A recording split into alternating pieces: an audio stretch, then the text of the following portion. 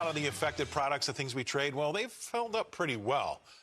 But there are widely scattered repercussions when it comes to viruses, especially after the pandemic that we've just all gone through. I think nerves are frayed, and we're still all understandably a little bit bruised and scarred from that last one. Well, now the health officials are issuing very ominous warnings about the potential for a bird flu pandemic among humans. But at the same time, conveniently at the same time, the World Health Organization is preparing for a vote on the global pandemic treaty at the 77th World Health Assembly this week. Now, the Global Pandemic Treaty will give the World Health Organization far more authority than it had during the last pandemic, and a lot of people are deeply concerned about how that power will be used during a major health crisis like one of those. So in such an environment, what sort of extreme measures would the health organization decide to institute? Now, in recent weeks, negotiators have been feverishly working to finalize the Global Pandemic Treaty. The 77th World Health Assembly will be held in Geneva, Switzerland this week. Member nations will cast their votes on the final draft of the Global Pandemic Treaty, and I can report, thankfully, the deal has not passed, okay?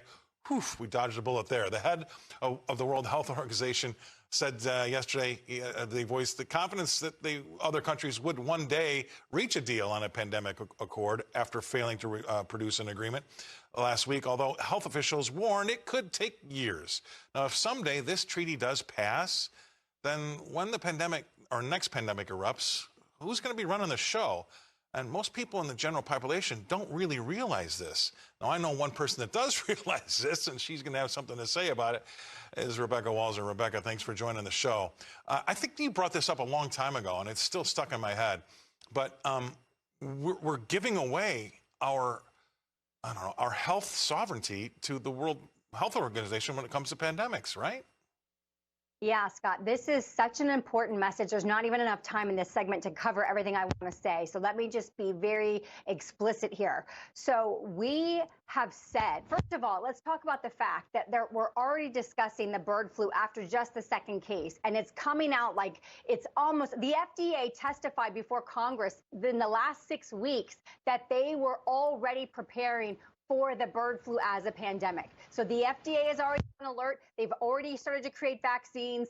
They, the thing that I have to step back as a critical thinker and say is, we had the smallpox around World War I in the early 1900s. We had until 2020 coronavirus, and now all of a sudden, within 4 years, we're going to have another global pandemic. So there has to be some kind of gain of function conversation happening, because the fact that this is being psychologically peppered throughout the world already before it's even happened. Basically, if the bird flu can go from animals to humans and then migrate from human to human, then we've got another global pandemic on our hands. So that is one point to put aside and just be really critical of that. That does not make sense. But if we put that aside, let's talk about this World Health Organization and this treaty. Thank God the United Kingdom came out at the beginning of the month. Telegraph basically purported on May the 8th that the United Kingdom rejected this. Why did they reject it? The main reason they rejected it, according to the Telegraph, was that it is required that these first world nations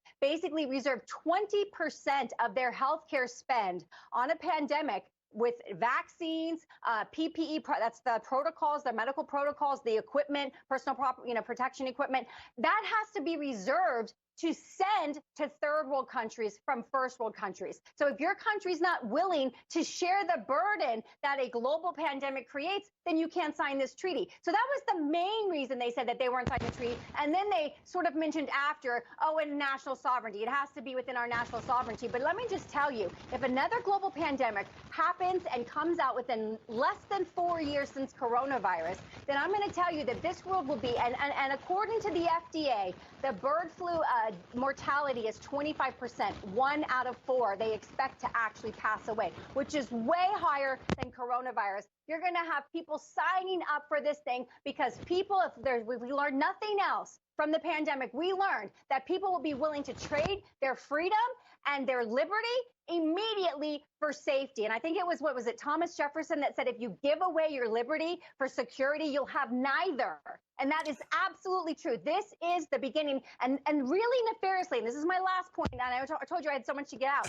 My last point is in 2021, the WHO instituted something called One Health. Now, this is where the WHO incorporates not only medicine, but veterinary medicine and environmental factors, clean air, water, the Green New Deal, all of these things together in the guise of healthcare. So you can start to see the United Nations is sort of taking the governmental lead of a one government type of situation, and the WHO is supposed to be bringing all of this water, medicine, and veterinary medicine because of all of these animal to human pandemics now that are coming forward. So you can start to see how they're really beginning to lay the framework for a very fast control of the globe, the whole Earth. Yeah, I just get the feeling that they're going to use whatever.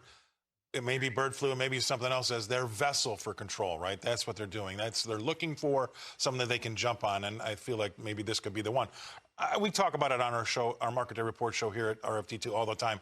And right now, it looks like that might be a non-starter form because it's really only turning out to be pink eye in humans right now. But that if the worry is if it mutates and causes, but you could worry about that with anything else too, but at the same time. But I think that you're absolutely right. This whole idea of them trying to, pandemic plans where they're going to be the one calling the shots. And again, the reason why I'm sure the UK said no is because their National Health Service is broke. I mean, they don't have enough money for themselves, let alone giving it to the rest of the world. So 20%, a fifth of your budget. That's crazy. That's a lot. They couldn't afford it, but otherwise, we could be there. Like the meeting it started yesterday. It goes through this Saturday, June 1st. Yeah. And if nothing else, Scott, we expected it to pass. I mean, the Biden administration, people don't know this, but they've rejected the Biden administration actually authored a lot of these amendments. Right. So I agree. All right. We got to jump, but that's awesome you came on for that.